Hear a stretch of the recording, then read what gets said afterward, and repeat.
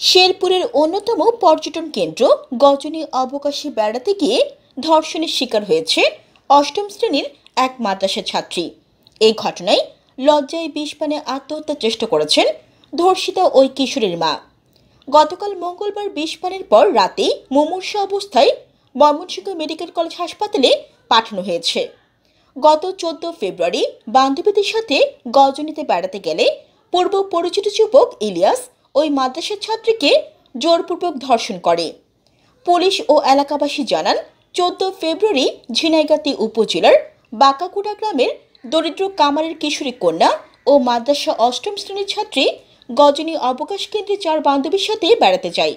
এ সময় একই উপজেলার সারি কালীনগর গ্রামের পূর্ব পরিচিত বখাটে যুবক ইলিয়াস তার 3 সহযোগীকে নিয়ে ওই কিশোরীকে কৌশলে জঙ্গলে ডেকে নেয়। সেখানে নেওয়ার পর তাকে জোরপূর্বক ধর্ষণ করে। এতে কিশোরী চিৎকার ও কান্নাকাটি করলে আশেপাশের লোকজন তাকে উদ্ধার করে বাড়িতে পৌঁছে দেন।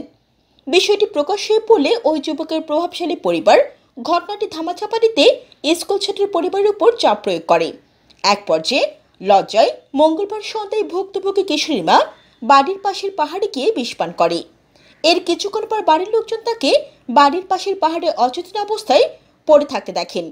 পরে তাকে উদ্ধার করে প্রথমে ঝিনাইগাতি উপজেলা স্বাস্থ্য কমপ্লেক্স, পরে শেরপুর সদর হাসপাতাল এবং অবস্থার অবনতি হলে রাতেই তাকে ময়মনসিংহ মেডিকেল কলেজ হাসপাতালে ভর্তি করা হয়।